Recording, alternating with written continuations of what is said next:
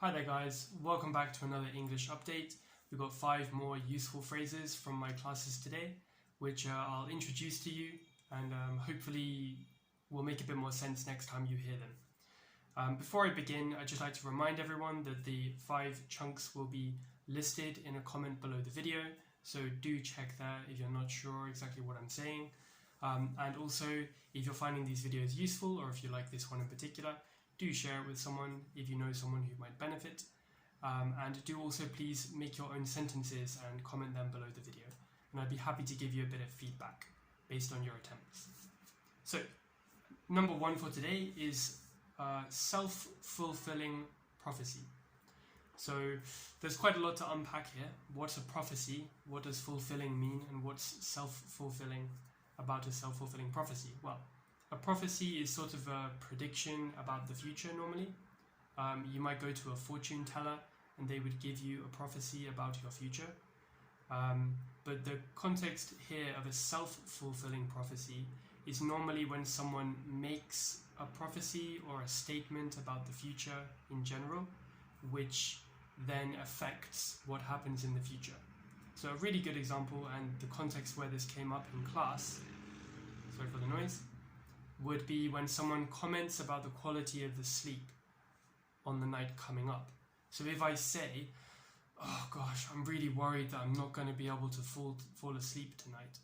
Well, me saying that actually reveals that I'm already a bit worried, I'm not in a very good headspace, and that's maybe likely to affect my sleep. You know, after saying it, it comes true. A self-fulfilling prophecy also might be to do with, say, performance. If someone says in like an interview, I'm not really feeling very good about this interview, then you can hardly be surprised if they don't perform very well. So them saying that they think it's going to go badly is a self-fulfilling prophecy. Do see the Quizlet set if you'd like another example of a full sentence using the word there. Number 2 is this full sentence. It's going to be a long one. So it's going to be a long one. Basically what it means is that something that's coming up is going to feel like it takes a long time. A good example might be, I'm really looking forward to my holiday next week, but it's going to be a long one. Someone might say, why is that? And you could say, well, I've got 5 days of hiking planned, so at the end of the week I'm going to be completely exhausted. So in what way was the week a long one? Of course, it still only took 1 week, but it felt longer. Maybe it was really hard work, or really tiring, or really demanding. Okay, so another example might be that someone might call you and say, when are you going to finish work today? And you could say, don't wait up, it's going to be a long one. I've still got a lot of work to finish here, you know. So it means that your evening or your day is going to be a long one because maybe you have extra work to do. You're not sure when you'll be able to finish. Number 3 is this kind of noun phrase, lost time, most commonly used with catching up on lost time.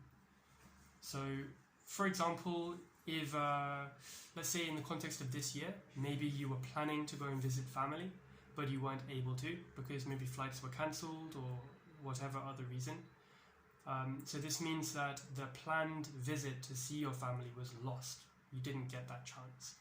That might mean that next time you go to see your family, say next year, you might stay a bit longer, or you might be extra happy to see them, and you might do loads of things together to catch up on lost time or to make up for lost time.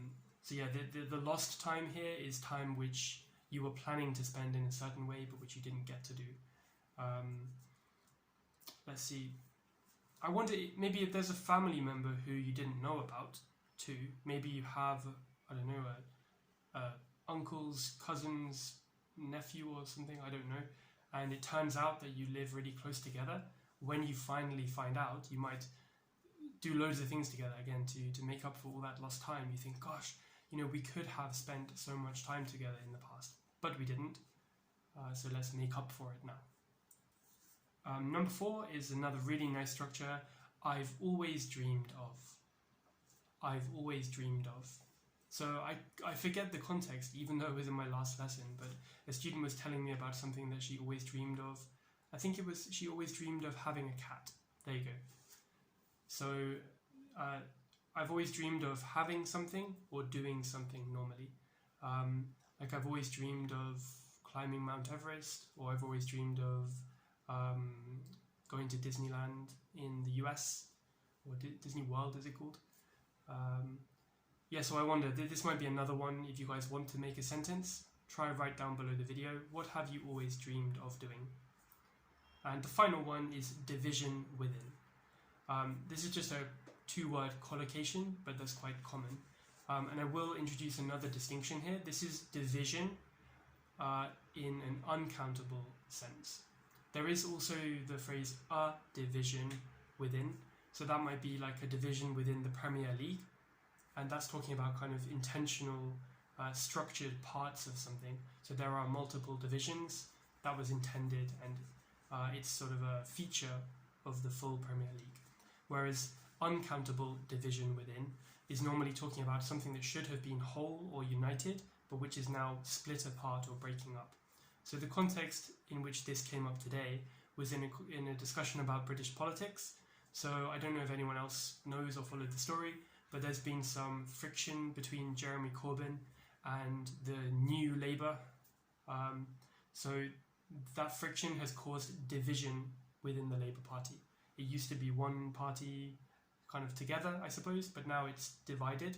So there is division within.